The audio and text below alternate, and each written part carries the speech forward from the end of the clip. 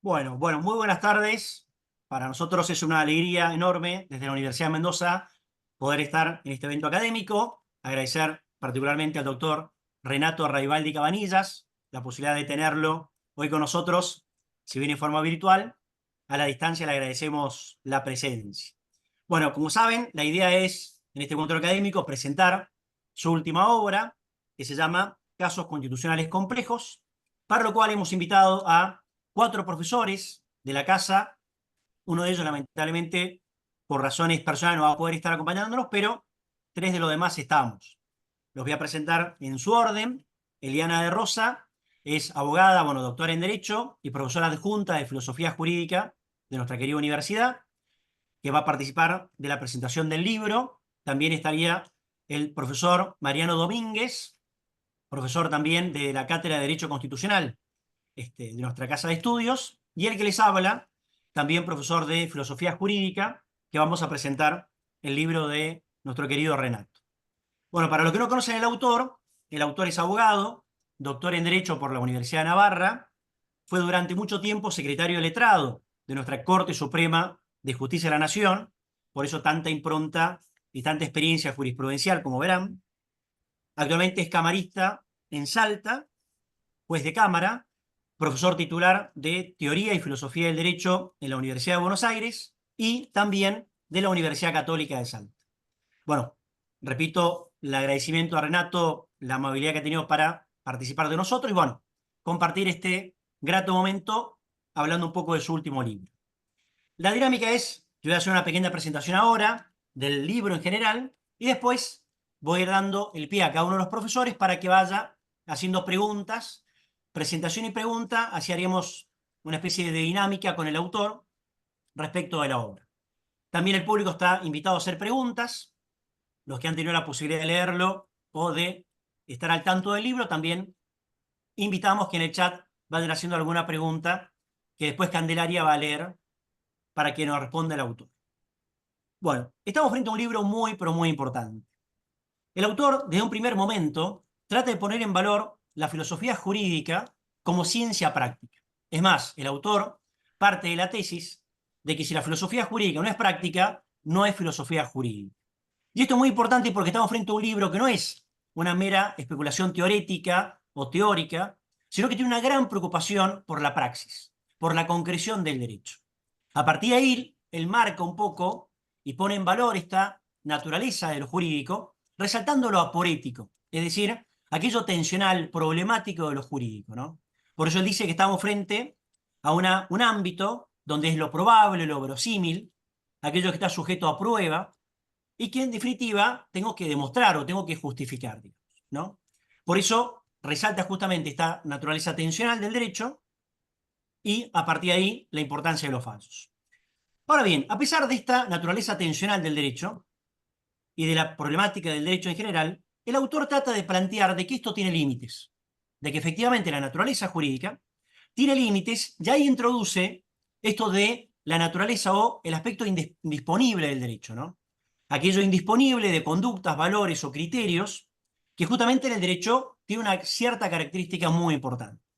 Ahora bien, a partir de esa primera distinción, él, a partir de Aristóteles, hace una distinción entre lo justo positivo y lo justo natural, mostrando claramente de que esa naturaleza indisponible del derecho en realidad tiene un aspecto de variabilidad. Es decir, que yo puedo establecer matices, puedo modular esa indisponibilidad, pero no necesariamente en el aspecto de lo justo positivo, sino también en lo justo natural. Es decir, que en lo justo natural también hay una cierta posibilidad de variación de esa indisponibilidad. Incluso el autor, en el prólogo también establece o critica aquellas lecturas apresuradas de Aristóteles que consideran que lo justo natural no es sujeto de una cierta disponibilidad, sino que es totalmente indisponible, ¿no?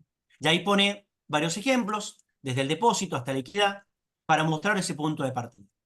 Ahora bien, partiendo de esta línea, pone justamente como parámetro de discusión los casos difíciles y los casos trágicos, que van a ser justamente dos grandes parámetros para poder analizar la complejidad de la materia constitucional, digamos, ¿no?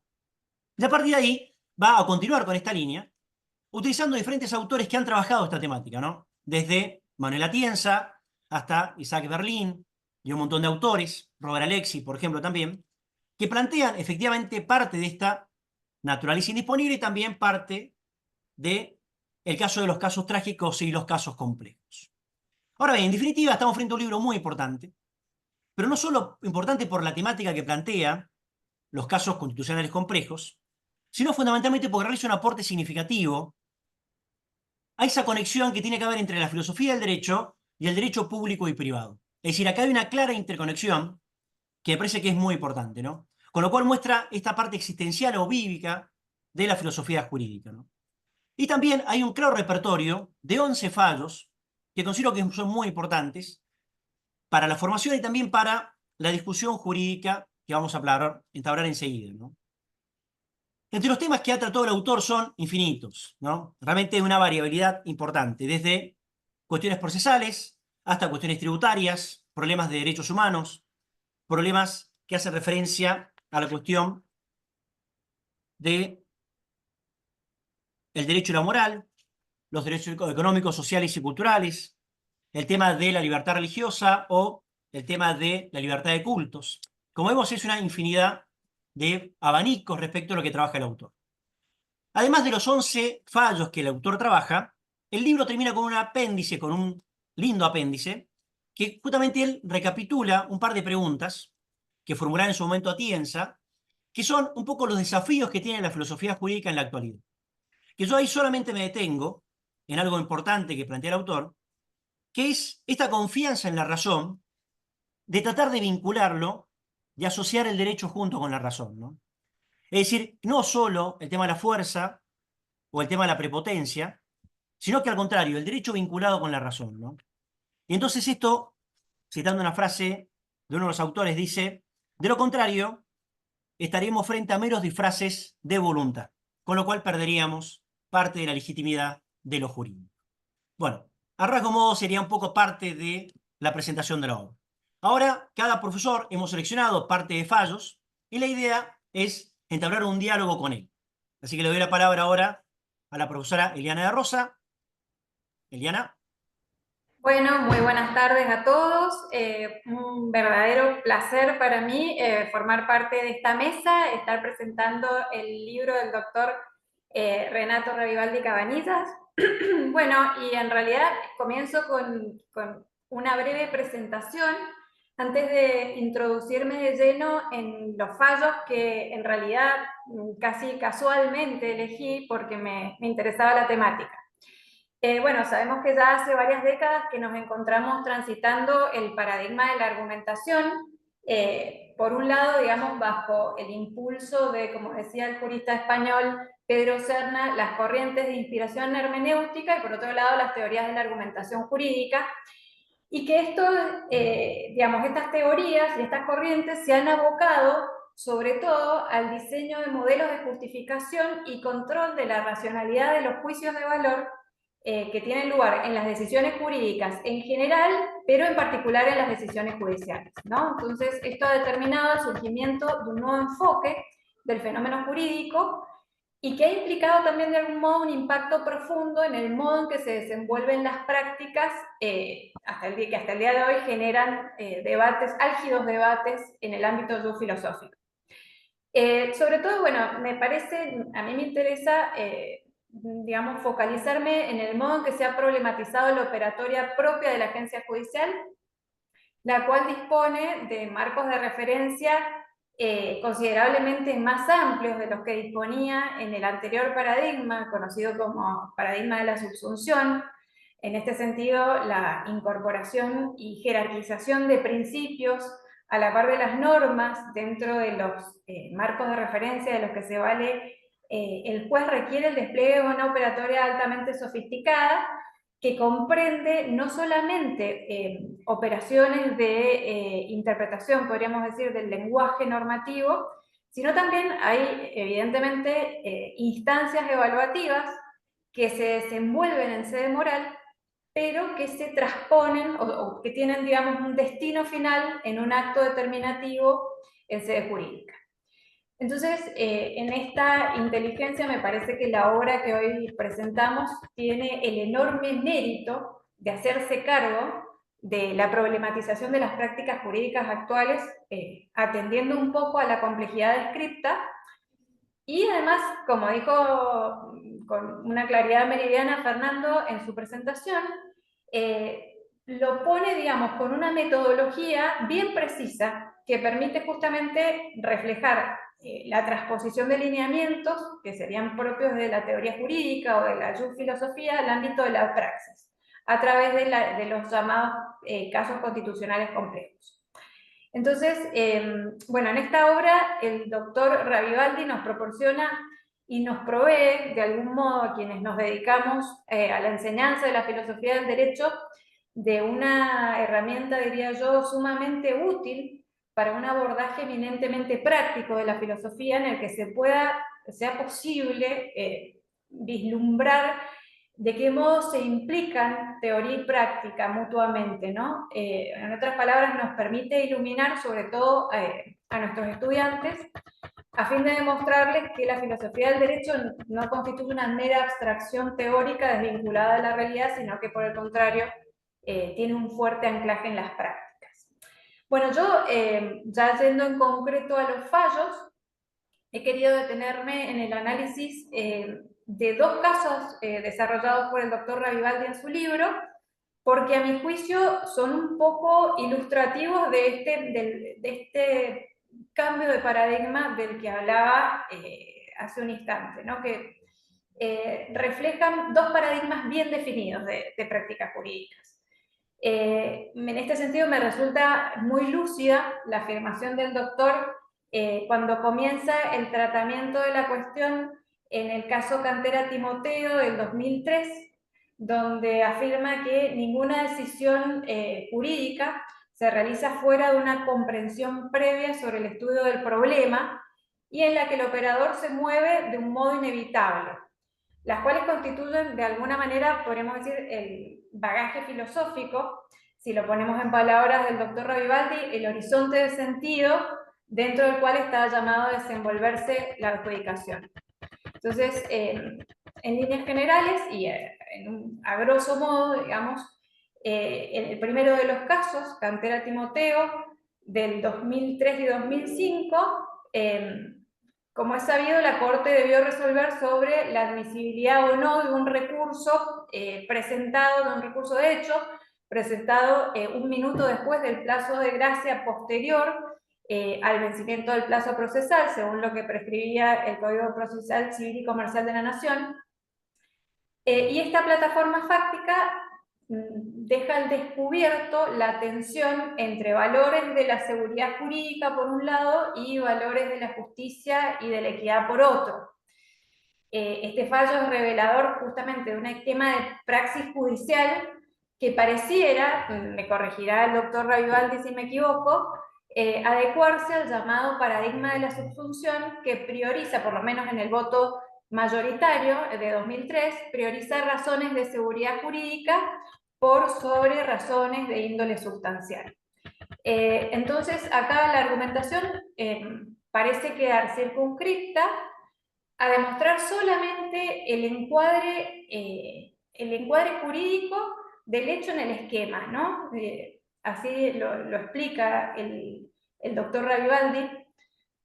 Cito textualmente, acá dice, todo el andamiaje del fallo es tributario de una filosofía que se apoya en el ideal de completitud y claridad del ordenamiento jurídico y en el carácter excepcional, residual y subsidiario de la interpretación, ¿no? Entonces, eso por un lado, y el otro fallo, que un poco es donde yo he visto, me parece también que es muy ilustrativo de este tránsito del paradigma de la subsunción al paradigma de la argumentación, es aquel en el cual el doctor Ravivaldi desarrolla el caso Ruiz del 2006.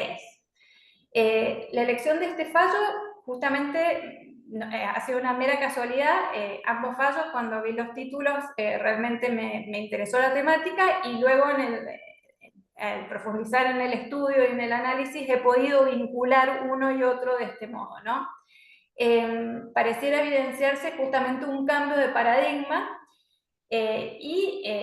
bueno, como una implicancia de esto que conocemos como neoconstitucionalismo o modelo de Estado de Derecho constitucional. Concretamente, en el fallo Ruiz tiene la particularidad además de sacar a la luz varias de las aristas que problematizan las prácticas jurídicas actuales. También, a grosso modo, una breve presentación para quien nos haya leído la plataforma fáctica, se trata de un fallo en el cual el Supremo Tribunal de Salta ha debido juzgar el comportamiento de un miembro de la comunidad Huichi en Tartagal, Salta, acusado de tener acceso carnal con una menor hijastra desde su primer periodo y luego dejarla embarazada. Digamos, tampoco había certeza respecto de cuál era la edad de la menor, tenía entre los 9 y los 11 años aproximadamente. Entonces, justamente el argumento de la defensa en este caso es que dicho acto no puede ser sometido a juzgamiento porque esos actos forman parte de la identidad cultural del pueblo Huichi, que luego con posterioridad se discutió si esto era realmente así o no. Digamos, esto estaba amparado en principios de jerarquía constitucional. Entonces, como decía recién, y ya prometo que voy a ser breve, así el doctor Bermúdez no me reta, voy a la pregunta.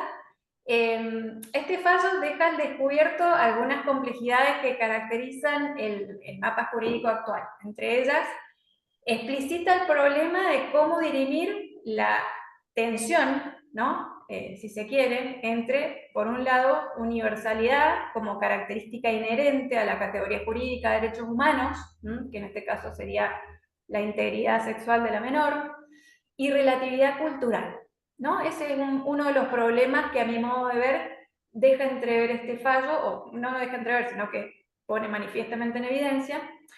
Y también está el caso del pluralismo de fuentes, ¿no? En donde se ha desenvuelto el razonamiento judicial. Como decía el jurista Francesco Viola en un trabajo que publicó en 2018, este pluralismo genera una suerte de espacio jurídico, ¿no? O marco de referencia considerablemente más amplio, dentro del cual discurre el razonamiento.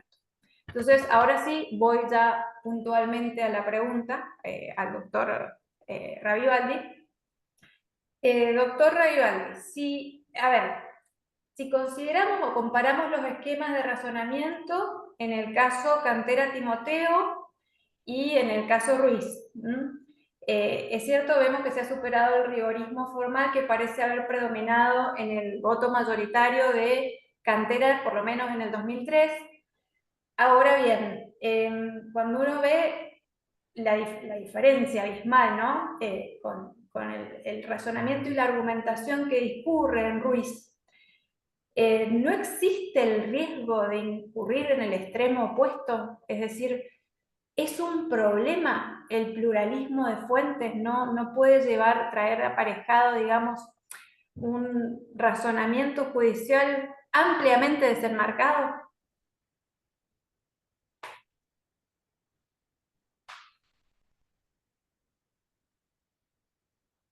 Bien. ¿Tengo que contestar ahora? ¿Sí? No sé, nos dirá Perfecto. Fernando. Creo que Sí, sí. Renato. Bien. Bueno, buenas tardes, buenas noches a todos los asistentes. En primer lugar, muchísimas gracias a la Universidad de Mendoza en la persona del profesor Bermúdez y de todos los colegas que están aquí. Eliana de Rosa, que conocía de Mentas desde hace ya mucho tiempo. Entonces, en primer lugar, mi agradecimiento por esta oportunidad de dialogar con ustedes. En segundo lugar, efectivamente, quiero rescatar algunas de las ideas que ustedes precedentemente señalaron, sobre todo esta idea de que la filosofía del derecho será práctica o no será, que es la manera como empiezo el prólogo de esta obra. Lo que a mí me parece fundamental, y me va a gustar escuchar de ustedes qué opinan, es poner a prueba las teorías. La filosofía del derecho es una reflexión teórica sobre el sentido del derecho, desde determinados criterios epistemológicos. Ahora bien, esos criterios tienen que mostrar su consistencia en la práctica, porque de lo contrario estarían girando en vacío. Por eso es que a mí me interesa mucho ir a la práctica, ir a la casuística en este caso, y desde ahí ver qué elementos teóricos están vigentes, porque hay algunos elementos teóricos o criterios teóricos que por ahí ya no están tan vigentes, han empezado a tener un grave declive, y en su caso, qué tipo de respuesta, qué consistencia teórica se puede apreciar a partir de las respuestas que esos modelos o paradigmas teóricos dan a los casos. Entonces yo creo que esto sería un aspecto que ustedes han ponderado bien y que a mí me lleva fundamentalmente a incursionar en esta temática. El otro gran problema que lo adelantó Fernando y que se cierra con la pregunta de Eliana es si dentro de este contexto aporético que es el derecho, Manuel Atienza habla del derecho como argumentación, ¿no es cierto? Y algunos podrían pensar que de esta forma el amplio campo de lo decidible entra en un terreno que se puede parecer más a la persuasión sofística que al discernimiento de lo justo. Entonces, hay ahí una preocupación de muchos y entonces acá la clave está en determinar si esa argumentación está o no gobernada por elementos racionales a partir del empleo de la razón, ya sea entendida sobre todo como razonabilidad, que permita ir discerniendo y distinguiendo determinadas conductas como incompatibles con la idea de dignidad humana. Dejo las cosas ahí. Después podemos precisar y después vamos a tener que precisar qué es lo que entendemos por dignidad humana, porque ahí está el grave problema y la divisoria de aguas respecto de los distintos planteamientos teóricos que trabajan en este campo. Pero es indudable que lo que yo quiero señalar es que dando por sentado la naturaleza aporética del derecho, en esa naturaleza no cualquier razonamiento es posible. Es decir, la mera convencionalidad, los meros acuerdos transitorios, no me parece que puedan resultar a la postre consistentes, porque ahí tenemos algo que yo voy a llamar, y acá adelanto opinión, yo voy a llamar la naturaleza humana. Entonces, esa naturaleza humana me dice algunos indisponibles que deben estar contextualizados, y ahí es donde está el gran debate. Entonces, el caso Cantera Timoteo a mí me servía como para poner de relieve, en un caso eminentemente procesal, lo que la profesora de Rosa ha planteado bien.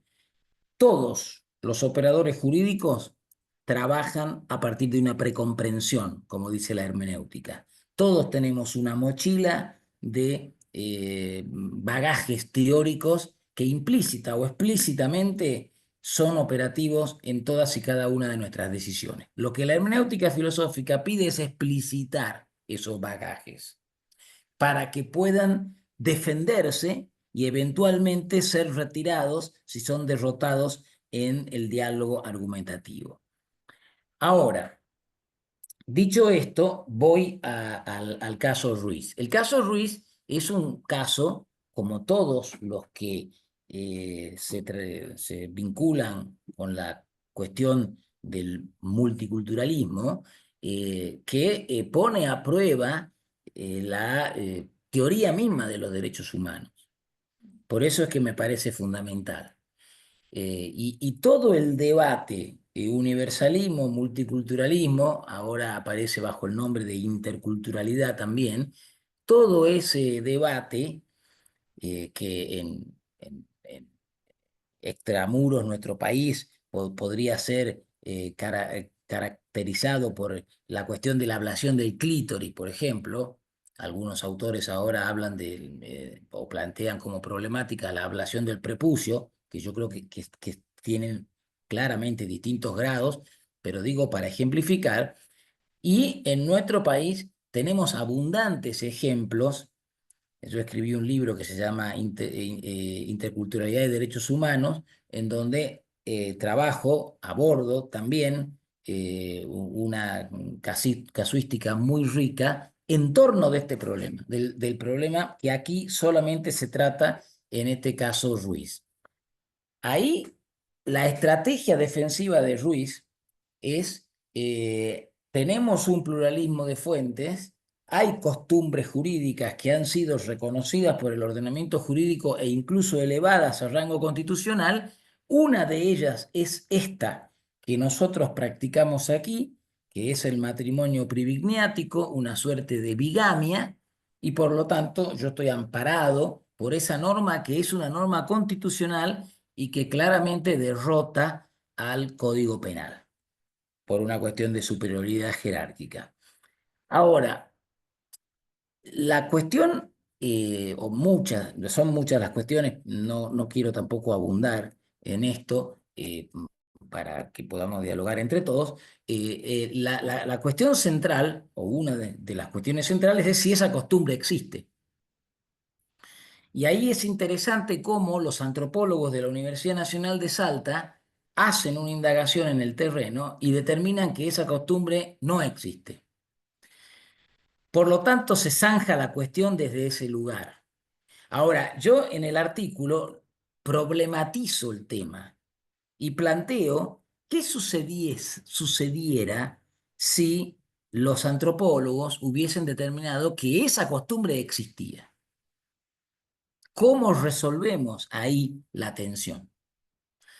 Entonces, la pregunta de Eliana es pertinente porque hay claramente un choque normativo y a nivel constitucional entre lo que constituiría una costumbre que tiene rango constitucional y lo que constituiría un set o un conjunto de derechos que constituirían el núcleo duro de los derechos fundamentales: la autonomía, eh,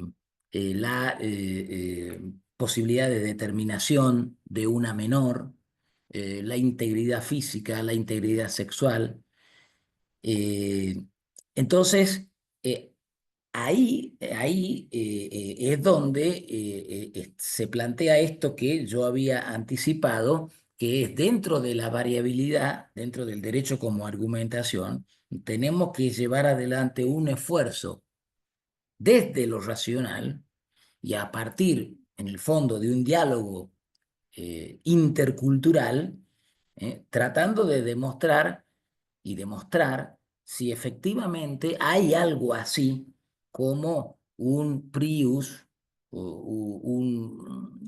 una indisponibilidad, sobre todo respecto de menores de edad, que todavía tienen una etapa madurativa en formación, que debe ser resguardada en todo caso, en todo momento y en toda circunstancia.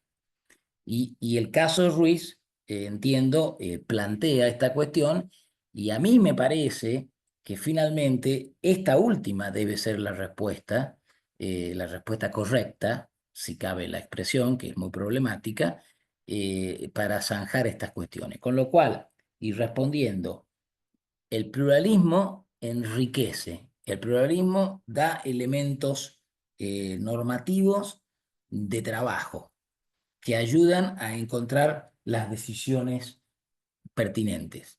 Pero siempre parecería que en el punto extremo, en el límite extremo, como dice Alexi, hay una noción de indisponibilidad que plantea un semáforo rojo que no podemos, no debemos, más que no podemos, no debemos transigir. Buenísimo, Renato. Muchísimas gracias. Bueno, gracias, Eli, por el aporte. Muy interesante. Le damos la palabra a Mariano. Bueno, muchas gracias, Fernando. Muchas gracias, doctor Ravivaldi. Y en realidad, muchas gracias, Fernando, y un honor estar en la presentación de este magnífico libro. Yo como profesor de la facultad y de profesor de Derecho Constitucional, realmente he encontrado un libro de muchísimo interés, en donde fundamentalmente nos plantea toda esa relación inescindible que hay entre filosofía jurídica y derecho constitucional. Y en este sentido, siempre ponemos mucho énfasis con los alumnos, ¿no? O por lo menos yo trato de hacerlo al momento de dar clase, en el sentido de que en muchas de las decisiones o resoluciones prácticas que tenemos en el ámbito del derecho constitucional o de posicionamientos sobre determinadas cuestiones bien propias del derecho constitucional, sobre cómo lo planteamos frente a los alumnos, a los estudiantes, todo eso está influyendo y está siempre andando, aunque ellos no lo sepan, la cuestión de la filosofía jurídica. Desde las preguntas más simples sobre el sufragio universal, ahí atrás tenemos una filosofía política, ¿no? Y las respuestas que podemos tener después, instrumentales, sobre las decisiones, digamos, las respuestas prácticas, se ven cuando, se dan cuenta los propios alumnos cuando no están en relación a la teoría que nutre esa filosofía. Es decir, el derecho constitucional, que trabaja mucho sobre filosofía política, no solo sobre filosofía jurídica, en ambas por igual, pero que las trabaja en forma permanente, tiene que también darse cuenta de aquello que le viene propio dado de la filosofía. Y por eso decimos que muchas veces mientras estamos haciendo derecho constitucional, en realidad estamos trabajando en filosofía jurídica, en filosofía política, según sea el caso. Y lo ponemos, bueno, y sobre todo por el hecho de que quizás uno de los primeros autores que yo tuve que estudiar, Alberdi, ¿no? Y cuando vamos a Alberdi vemos que el primer libro de Alberdi contiene una filosofía jurídica, una teoría del derecho natural, y que a la vez contiene entre no sé, los libros que siguen una teoría social, ¿no es cierto? O sea, el historicismo, o sea, la teoría de la perfectibilidad indefinida, o una teoría también de orden, una filosofía política como el liberalismo. En todo eso, en todo el bagaje de luego decisiones prácticas que toma Alberdi al momento de diseñar determinadas estructuras normativas, vemos la dimensión teórica que nutre y que da fundamento a todas esas decisiones prácticas. Con lo cual siempre hacemos el trabajo de buscar en cada caso concreto que planteamos la dimensión teórica. Y este libro creo que justamente nos ilustra sobre esa dimensión teórica en todos estos casos prácticos de los cuales nosotros del derecho constitucional venimos discutiendo hace años.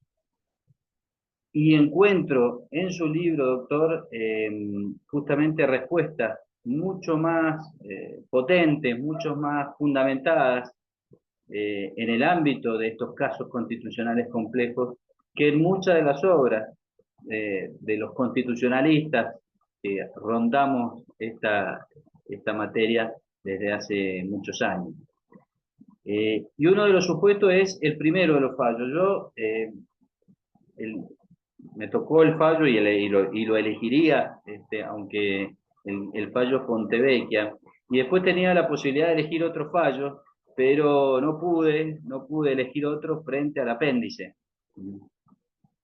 Frente al apéndice, me quedé en el apéndice y bueno, después para la segunda pregunta tendré que volver al apéndice, que está muy relacionado a esto que acabo de decir y que lo que busca son por ahí diálogos, consejos sobre el modo de hacer docencia, tanto en derecho constitucional como en derecho constitucional.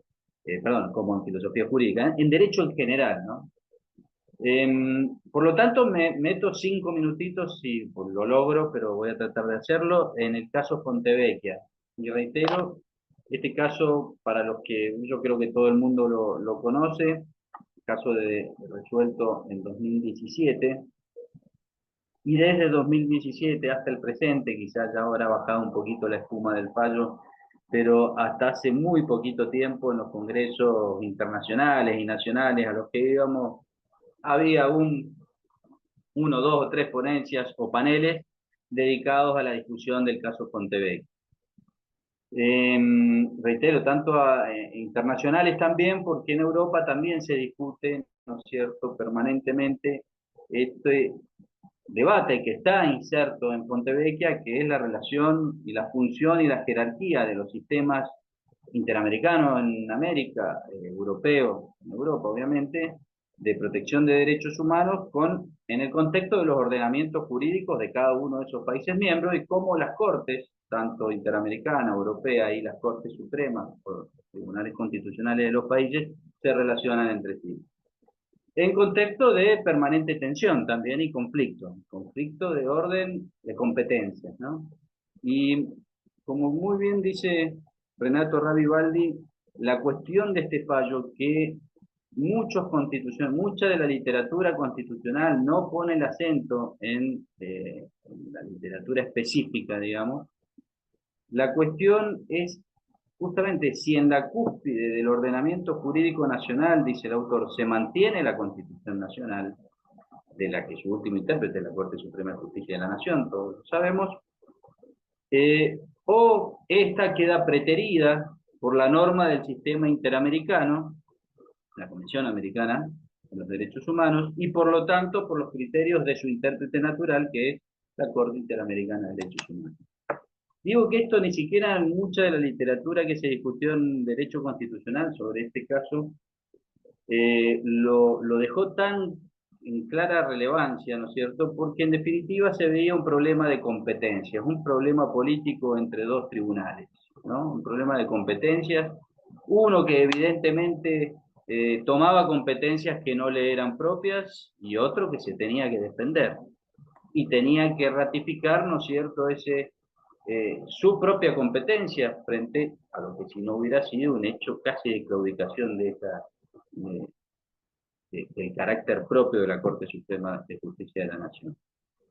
Y el autor trata el fallo de una forma muy organizada. Primero, se propone responder si la sentencia es conforme tanto al sistema interamericano, primer pregunta, gran pregunta, y segundo, si es conforme al sistema constitucional argentino, segunda gran pregunta, ¿no? Siguiendo los lineamientos del fallo. Y para ello lo hace, en primer lugar, con algo que me interesó muchísimo y es propio de ustedes, los filósofos jurídicos, ¿no es cierto?, que es analizar la estructura y lógica interna de la resolución. Esa estructura y lógica interna a través del análisis de 7 criterios argumentativos que a lo largo del desarrollo del fallo, la Corte va aplicando en torno a estas dos preguntas. Reitero, primero si la sentencia era conforme al sistema interamericano y luego si la sentencia era conforme al sistema, a la Constitución. 7 criterios interpretativos que la Corte Suprema de Justicia de la Nación Argentina establece para la primera parte y 6 criterios interpretativos. Reitero, eso me pareció de un interés enorme a los efectos del estudio constitucional y que nos sirven también para ir aclarando los términos y ordenando los términos que a veces están desordenados en la sentencia. Y a la vez, y en segundo lugar, digo, esto primero el análisis que hace de la estructura y la lógica interna de la resolución, y en segundo lugar un análisis de la compatibilidad que tiene la respuesta que da la Corte Suprema de Justicia de la Nación en este caso, tanto con sus antecedentes como con los fundamentos que tiene en cuenta el constituyente histórico, como con los principios básicos del derecho internacional público, con los criterios liminares de la Convención de la Corte Interamericana de Derechos Humanos, y con la interpretación que hace la Corte de las normas. Y por último, las conclusiones a las cuales adhiero plenamente. sintiendo, bueno, que desde la filosofía jurídica también dan la razón a alguna posición que en ese momento tuvimos respecto del fallo Fontevecchia. No quiero hacer un desarrollo muy grande porque es mejor leer el libro y además escuchar ahora al doctor Ravi Baldi que escucharme a mí.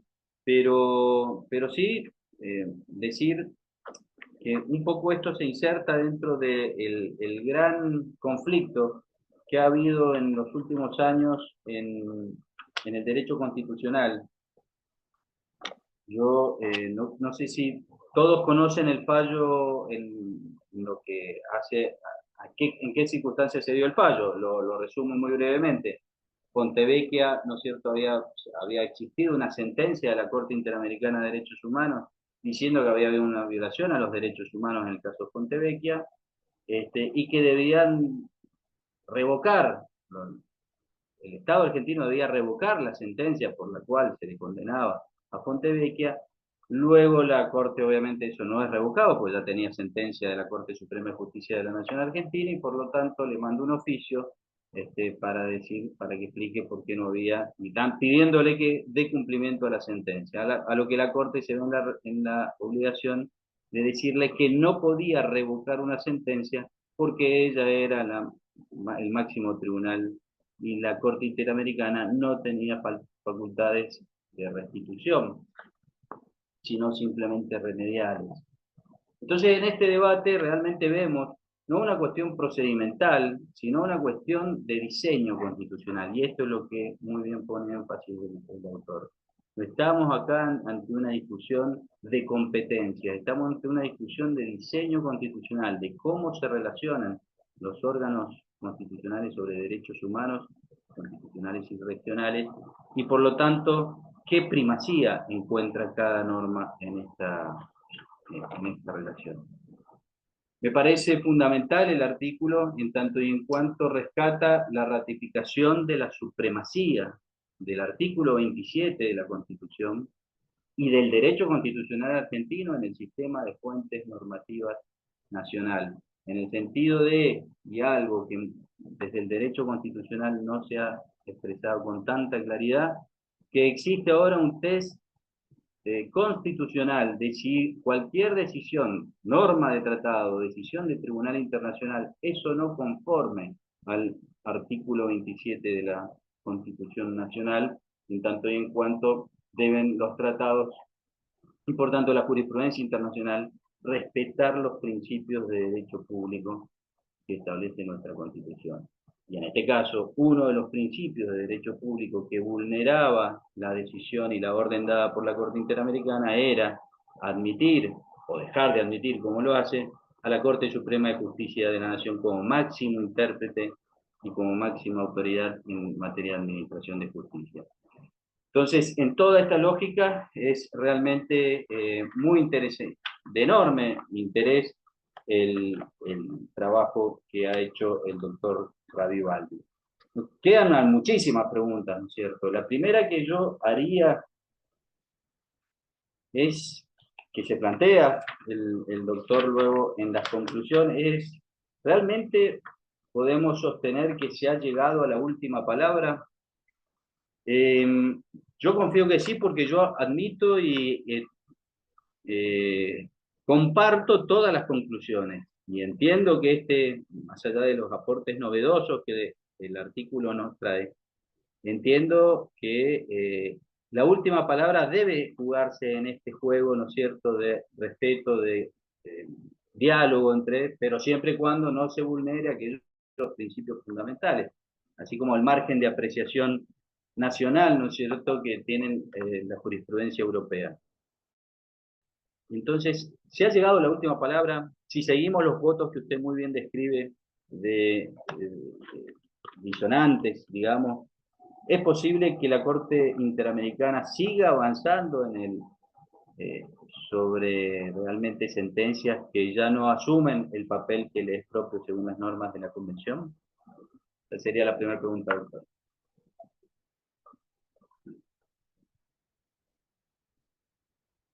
La pregunta final, ¿cuál fue? Si es la última palabra o si aún la Corte Interamericana puede seguir en su intentona de avance. Sí. Bien. Bueno, muy interesante tus consideraciones y muy generosas tus palabras, Mariano. Desde ya te agradezco mucho. Eh, 3 o 4 pinceladas así rápidamente para que no nos gane el tiempo. Una anécdota de Carlos Santiago Nino, que fue profesor mío de Introducción al Derecho en la Universidad de Buenos Aires, pero esta anécdota la contaba después, que cuando llegó a Yale le decía a los profesores qué pocas materias de filosofía del derecho hay acá. Y entonces los profesores de Yale, las autoridades de Yale le dijeron, es que todo es filosofía del derecho. Esto un poco para contextualizar esto que vos planteabas, Mariano, y que de alguna forma también han planteado Fernando y Eliana, ¿no? En el fondo, las cuestiones de derecho público, de derecho privado, de derecho constitucional, reenvían a una teoría, a una manera de concebir el derecho que aparece a veces implícita y a veces explícitamente, y entonces esto es algo a tener en cuenta. Y a mí me parece que esto aparece muy claramente en Fontevecchia, lo que podríamos denominar la filosofía del derecho de la Constitución. No solo aparece en Fontevecchia, por supuesto, pero aquí a mí siempre me pareció muy interesante esta reivindicación que la Corte hace del artículo 27. Es interesante lo que en algún lugar yo he denominado la querella del artículo 27. ¿Por qué? Porque frente al artículo 27 de la Constitución Nacional, siempre han invocado, los monistas con prevalencia del derecho internacional público, han invocado el artículo 27 de la Convención de Viena, por el cual no pueden los estados invocar una norma de derecho interno para derrotar una norma de derecho internacional. Entonces, los que han defendido la prevalencia de la Corte Interamericana y, en definitiva, de los tribunales internacionales han invocado el 27 de Viena. Y frente al 27 de Viena, 7, curiosamente, de la Constitución plantea la antítesis, el reverso. Todos los tratados son válidos si y solo si no violentan, no contradicen principios de derecho público constitucional. Esto, el primero que lo plantea de manera bastante clara es Fait en Expósito, pero ya había estado presente inmediatamente después que la Corte declaró la primacía de los tratados por sobre las leyes en el precedente Ekmejian. Lo que pasa es que acá en Fontevecchia adquiere una profundidad muy importante, acompañando lo que fue el derrotero del 27 a lo largo de la historia argentina. Citan entre otros a Joaquín B. González, la doctrina Calvo, etcétera, de principios del siglo. Entonces es muy interesante esa reivindicación de la filosofía de la Constitución. Una filosofía que insinúa que acá hay ciertos principios de derecho público que no pueden ser violentados. De vuelta, de nuevo, dentro del margen de discrecionalidad, de lo probable, siempre tenemos el punto último, el núcleo duro, el punto no transigible de que aquí no se puede violentar estos derechos, estos principios de derecho público constitucional. Entre otros, en este caso, el carácter de suprema de la Corte de Justicia. Pero aquí aparecen temas, en el caso Simón, por ejemplo, el derecho de gentes, que es derecho natural. Es decir, de nuevo, se busca en la Constitución, y sobre todo en la Constitución histórica, se busca la piedra filosofal, podríamos decir, la certidumbre de que este sería el núcleo a partir del cual cada.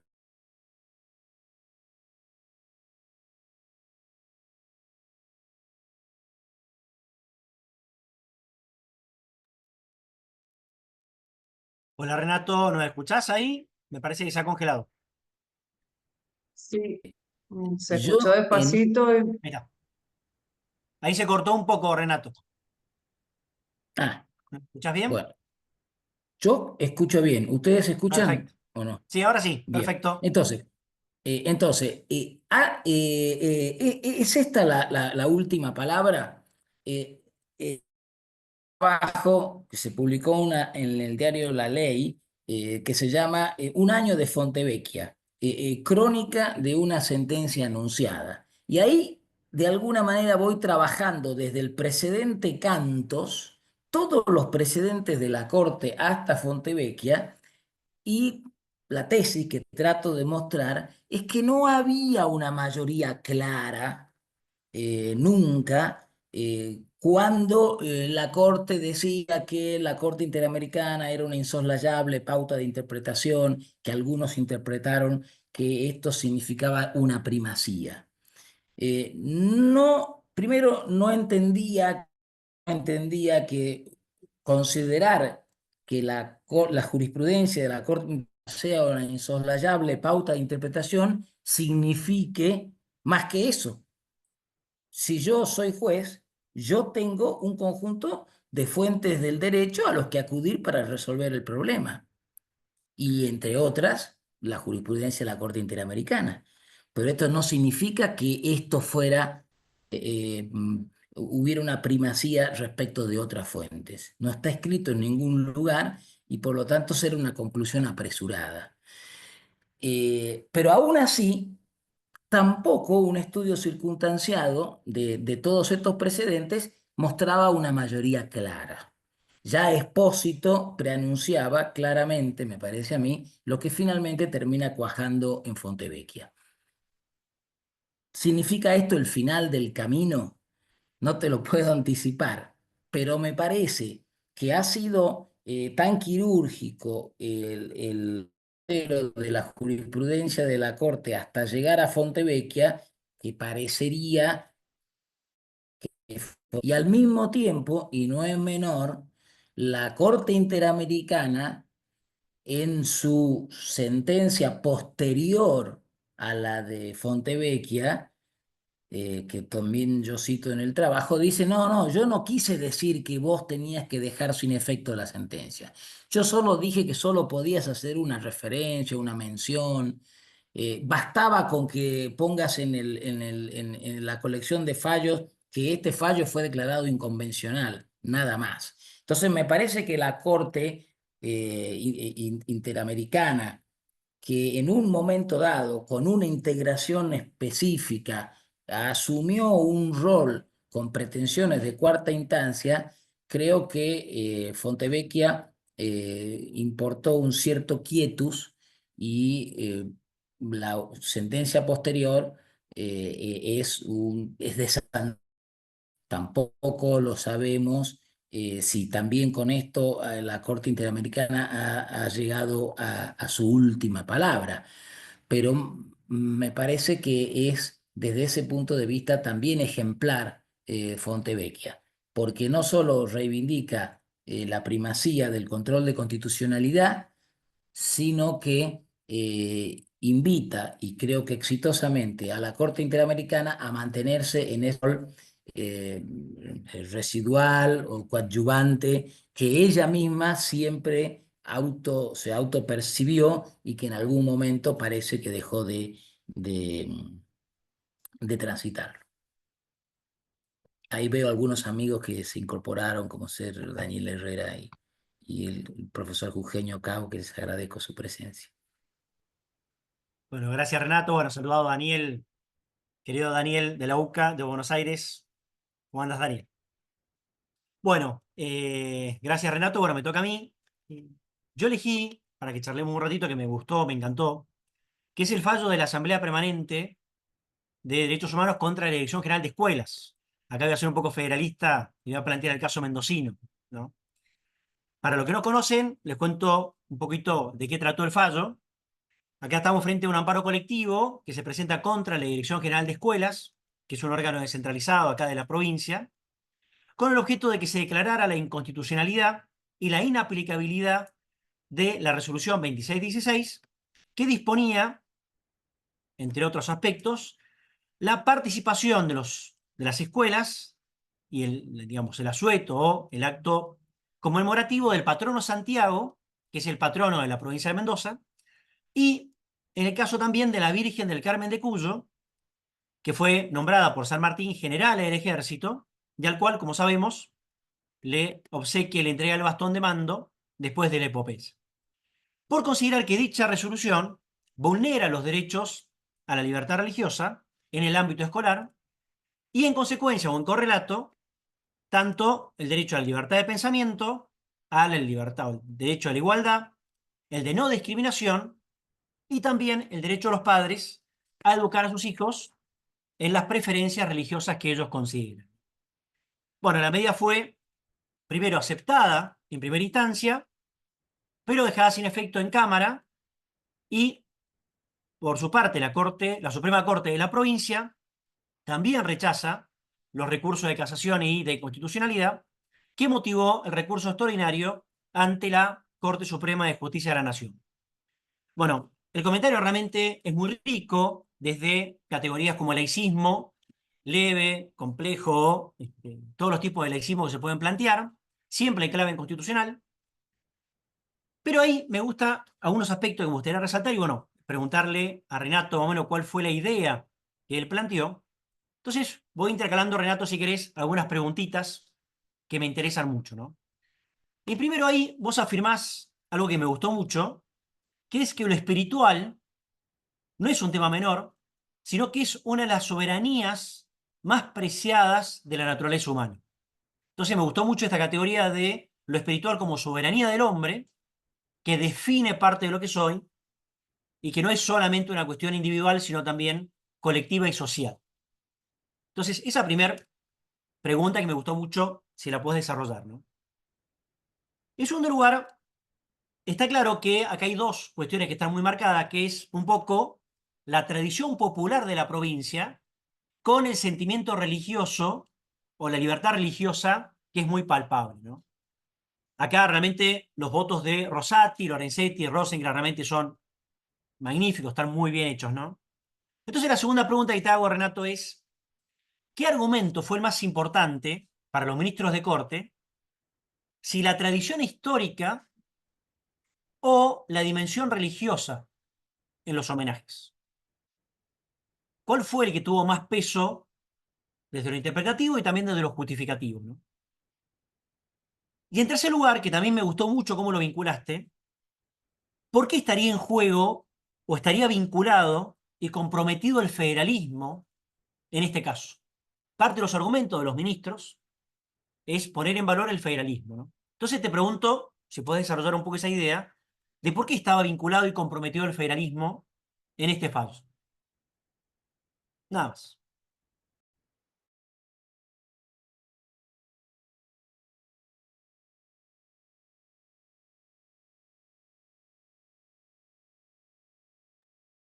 Bien, muchas gracias, Fernando, por tus preguntas. Eh, la primero, la palabra, la soberanía espiritual, se la robo, me la apropié de Juan Pablo II en un denuncia en la Asamblea General de las Naciones Unidas, haciendo referencia a la lengua. Y él dice que la lengua, hace una reivindicación de la lengua y dice que hace referencia a la soberanía más íntima, más espiritual del ser humano, a través del cual se expresa, se comunica, y que por lo tanto había que resguardar y cuidar, ¿no? Estaba pensando en escenarios bélicos en donde uno de de las consecuencias de estas migraciones forzadas y demás es, entre otras cosas, la pérdida de la capacidad de comunicarse, eso se los lleva a otros lugares, y entonces se pierde eso que a él le parecía que hacía referencia a una soberanía muy profunda, muy íntima del ser humano. Entonces, tomando prestado esa idea que me parece muy rica, lo que quiero es reivindicar que lo espiritual, lo religioso, si ustedes quieren, tiene que tener un papel en lo público, porque este es el gran debate. El gran debate del que se hace eco Habermas en uno de sus libros más importantes, con el cual él dialoga o discute en esa célebre conferencia celebrada en la Academia de Baviera con Benedicto XVI, cuando todavía era el cardenal Ratzinger. Entonces, ahí hay un fenómeno sumamente interesante de trabajo sobre cuál es el papel, si alguno, y ambos coinciden en que hay y mucho, el papel de lo religioso, de lo espiritual en el ámbito público. A partir de ahí están todas esas distinciones entre laicidad positiva, laicidad negativa, laicismo, una serie de términos técnicos sobre los cuales se ha trabajado mucho, que constituyen distintos aspectos desde los cuales se puede enfocar este problema, que hoy por hoy en Europa tiene una dimensión y una relevancia que probablemente quizás Habermas y Benedicto XVI lo anticiparon, pero que cuando ellos discuten no tenía la dimensión que tiene ahora. Francia quizás sea el ejemplo más caracterizado de cómo se ha problematizado esta cuestión. Entonces, me parece que ahí hay un campo de trabajo para darle a lo religioso el lugar pertinente, adecuado, ni exceso ni defecto, que en Europa hoy por hoy está, creo yo, para decirlo de manera vulgar, está haciendo agua y está generando muchos problemas. Entonces, esto era lo primero. Lo segundo, tradición histórica o dimensión religiosa. Me parece que la Corte se decanta por lo primero.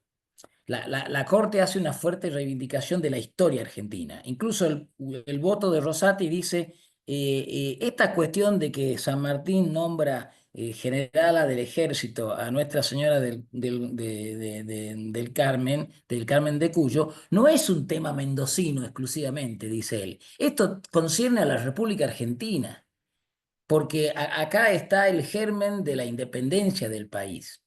Entonces, este fenómeno no puede ser descontextualizado fuera de el contexto en el que se ubica. Y es un contexto, entiendo yo, que la Corte lo ve no como un aspecto religioso confesional, sino como un aspecto que hace a la historia del país, me parece. Y ahí hay un fuerte componente de lo que podríamos denominar argumentos de autoridad, argumentos de carácter histórico, que van tratando de fundamentar eso, ¿no? Se cita a Levene, se cita a Ricardo Rojas, se cita las actas capitulares, es decir, lo que la Corte quiere decir, esto es así desde 1600 y lleva 300 años. Entonces, esto es lo que para mí gravita en la cabeza de los ministros. Y esto yo trato de vincularlo con la perspectiva hermenéutica, que para la cual la tradición, la traditio, juega un papel muy importante en la comprensión del fenómeno jurídico. Y bueno, ¿por qué está comprometido el federalismo? Y yo creo que esto es interesante. Acá lo vinculan con la idea del margen de apreciación, ¿no? De la Unión, de los tribunales de la Unión Europea, ¿no? Eh, Rosati lo dice en Fontevecchia, lo vuelve a reiterar acá ahora de nuevo. ¿No? Como hay como una esfera, hay una zona que está deferida, reservada a las provincias. Las provincias que son preexistentes, que son las que conformaron la Confederación, que se han reservado un conjunto de derechos no expresamente entregados o comprometidos a la Confederación. Bueno, eso es un tesoro, un patrimonio que hay que cuidar. De nuevo, la referencia histórica, ¿no? Digamos, hay una serie de consideraciones ahí que son interesantes. Betti, otro hermenéutico, también hacía una fuerte reivindicación de la jurisprudencia leída a través de la historia. Los anillos de la historia, y es la expresión que utiliza Betti. Emilio Betti, ¿no? Entonces, ahí el federalismo constituye un valor, un elemento dirimente de nuestra conformación como nación, y ese valor, ese elemento, debe ser cuidado y preservado. Y en consecuencia, si nosotros tenemos una visión universalizadora, diríamos, de uniformación, que en este caso era más bien de amputación, una especie de laicidad negativa, que era la que pretende llevar adelante la actora, la asociación. Entonces ahí queda comprometido el federalismo. Y me parece que esto es algo que la Corte le interesa que no suceda. Y me parece que eso también es interesante como, como punto a resaltar desde la Constitución, ¿no? Entonces, siempre volvemos a una lectura, creo, constitucional, que tiene muchos elementos de carácter filosófico acerca de cuál sería el sentido de lo jurídico que se va encontrando en el propio texto constitucional, a veces de manera expresa, pero a veces no, pero que surgen del texto.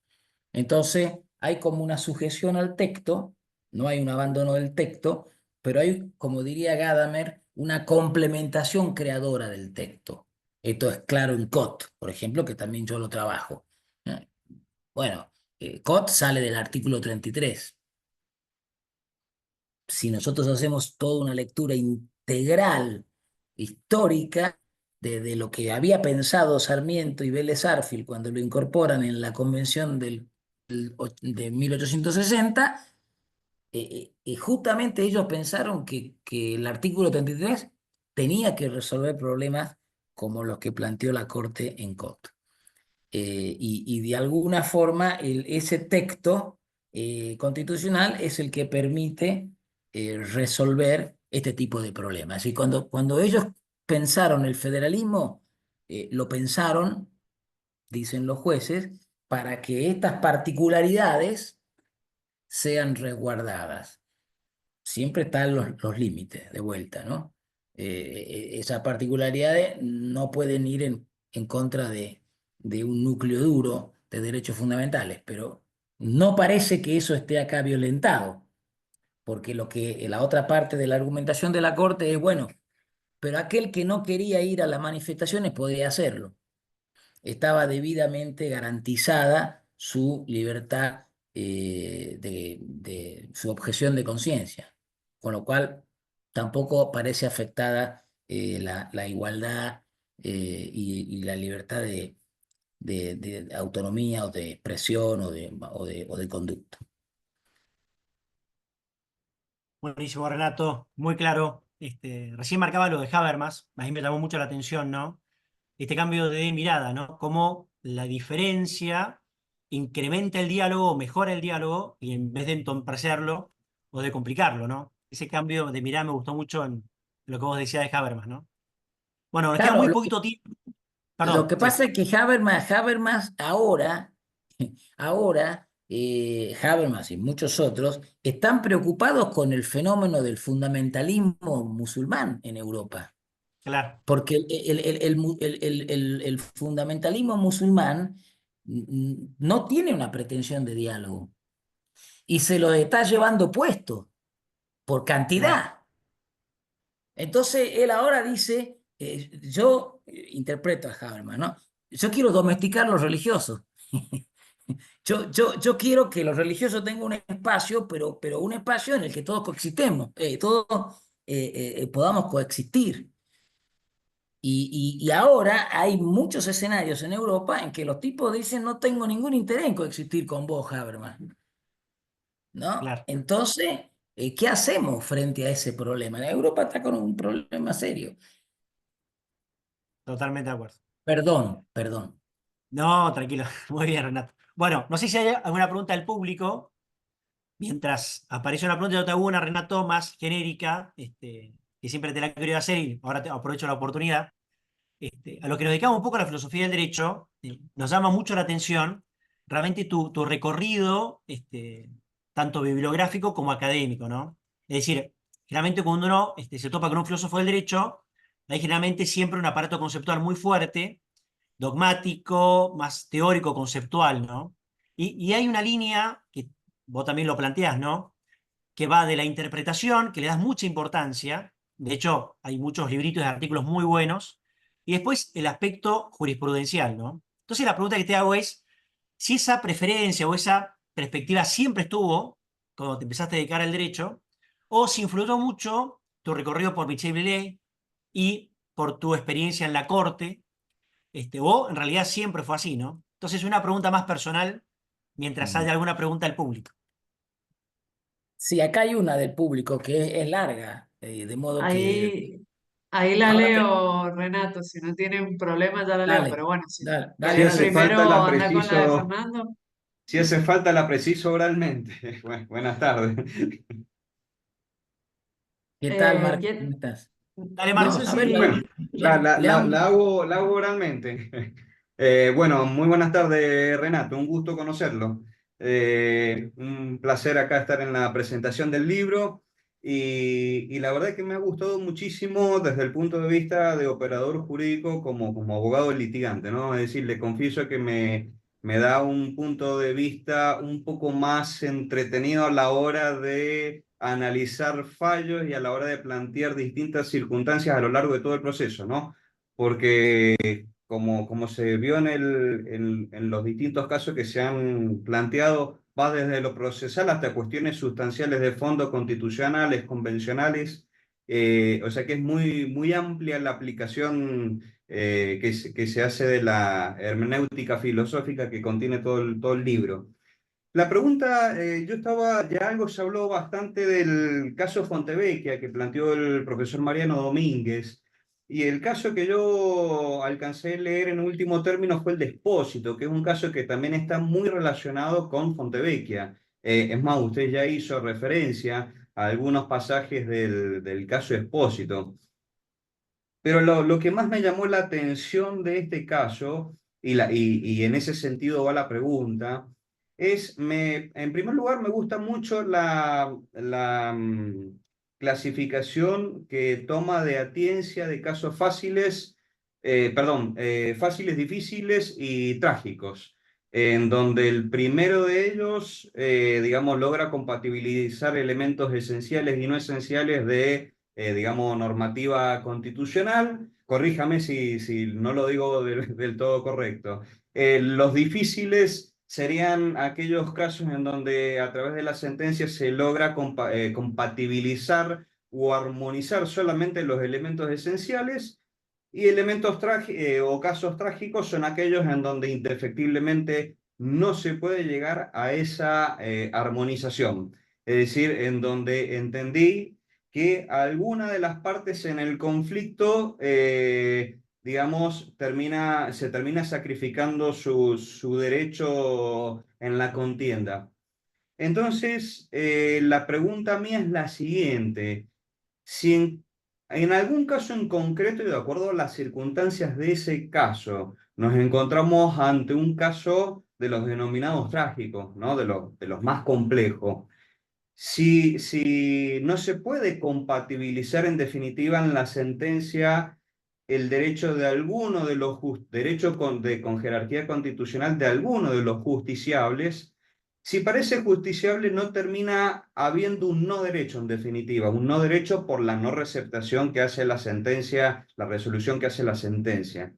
Y si así fuese el caso, y si así fuese la respuesta, si no estaríamos al final terminando en una jerarquización de derechos que en el mismo caso Expósito trae una referencia que la Corte, digamos, numerosos fallos no se pronuncia sobre la jerarquización de derechos, pero si en la práctica no se termina al final ante casos trágicos terminando en una jerarquización de derechos. No sé si se entiende el planteo. Sí, no, se entiende perfectamente. Es una pregunta nuclear porque va a la médula de aquellos supuestos en donde el derecho no puede dar respuesta o no da una respuesta satisfactoria.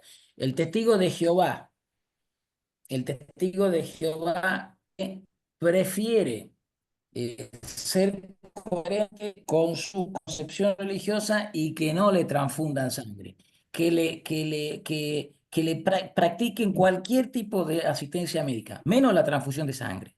No quiere morir, quiere vivir, pero quiere vivir de acuerdo con sus convicciones religiosas.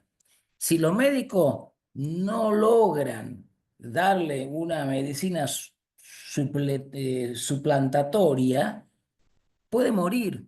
Y entonces hay un derecho constitucional a la vida que cae inexorablemente por defender o ser coherente con otro derecho constitucional a la libertad religiosa, a la libertad de conciencia. Entonces, tenemos casos trágicos, muchos. El caso Expósito, en donde la Corte misma reconoce que no se le garantiza el derecho de defensa en juicio.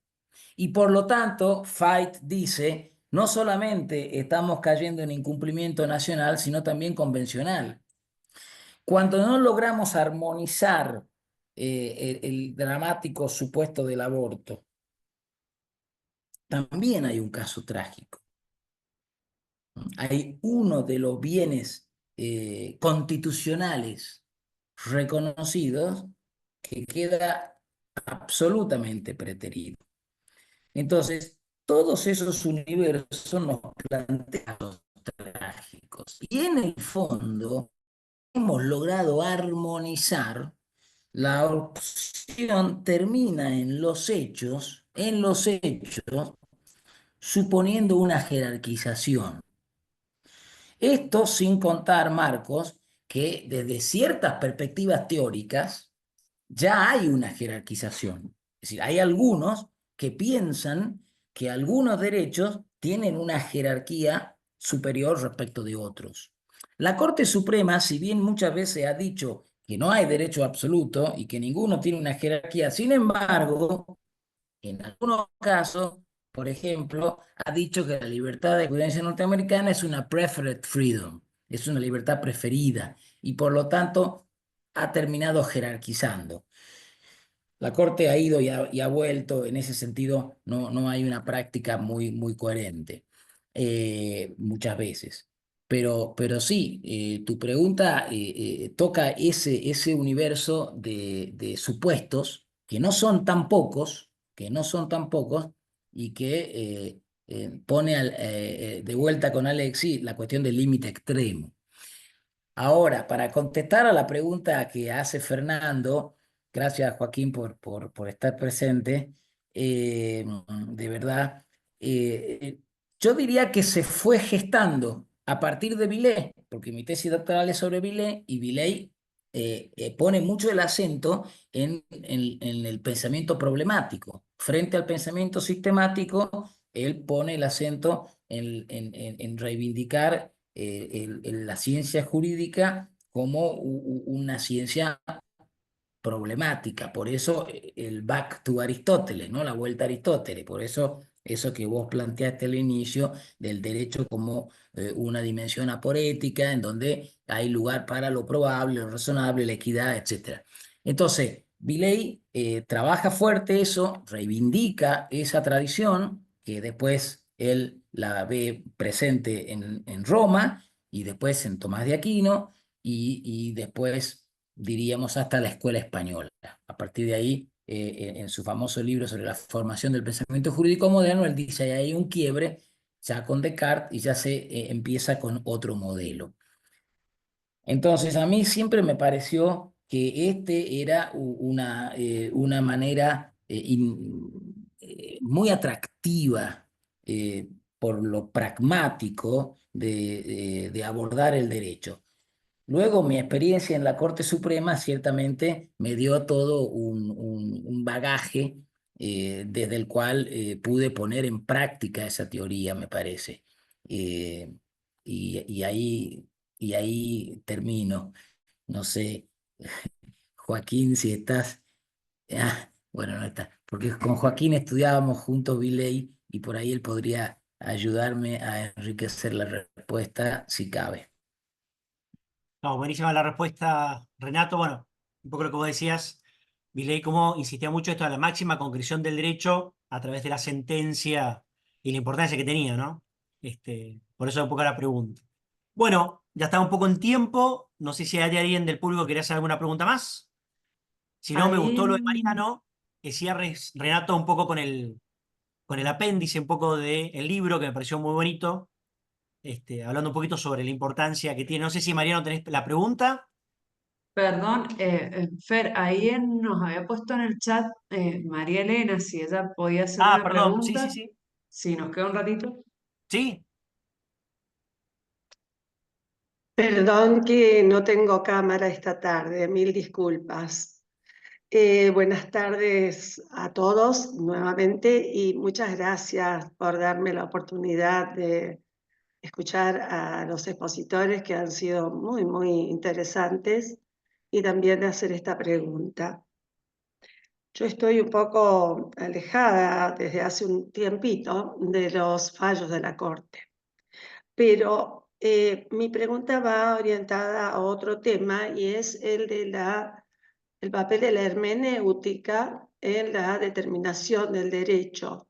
¿Por qué decimos que más allá de la formación particular que tiene cada uno o personal que tiene cada uno de los operadores jurídicos, con todo su bagaje de conocimientos, de principios, de creencias y demás, hemos tenido un horizonte común de sentido que ha sustentado esta autoridad de los jueces, de los abogados, de los fiscales. Hoy creo que las ideologías, que no son asuntos filosóficos, sino que son opiniones más o menos articuladas para defender intereses que a veces no se pueden ni confesar, que son muy sectarios, podemos hablar de un horizonte común. Es decir, hoy se critica la formación de cada operador jurídico diciendo que cada uno tiene una ideología. En vez de decir que cada uno tiene una formación en valores, en vez de decir que cada uno tiene una formación filosófica, científica, etc. Y que eso descalifica las determinadas sentencias y resoluciones porque obedecen no a razones jurídicas objetivas, sino a posiciones ideológicas subjetivas. Yo voy a cerrar la pregunta con una experiencia que tuve, que una persona con la que trabajaba me dijo: usted no puede trabajar conmigo, no podemos trabajar juntos porque usted piensa de una manera y yo pienso de otra.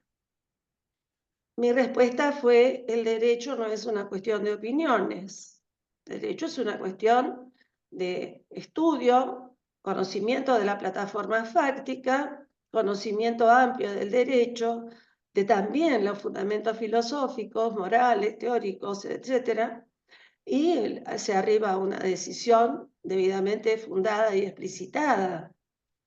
Entonces, esto fue para mí muy impactante. Entonces, esto es mi pregunta, doctor Ravivaldi. Tenemos hoy un horizonte de sentido, un marco teórico común en el que los operadores jurídicos puedan aceptar las decisiones jurisdiccionales sin tener que hacer que todos los casos vayan a la corte, que todos los casos sean apelados, que nunca se llegue a un punto definitivo. Gracias. No sé si he sido clara. Sí, no, No no, he muy leído claro. el libro, perdón, pero ahora sí lo voy a comprar porque me parece que es muy interesante. Muy clara ha sido, muy importante tu pregunta. Eh, la primera respuesta, ¿hay un horizonte de sentido común? Yo te diría rápidamente, no. Hay algunos autores como Zagrebelsky, como Peter Haberle, que se hacen eco expresamente de eso. Y dicen, bueno, ahora solo podemos tener un Möglichkeitsdenken, un pensamiento de lo posible, ¿no? Dicen en el contexto occidental en el que ellos trabajan, no hablemos en el contexto universal.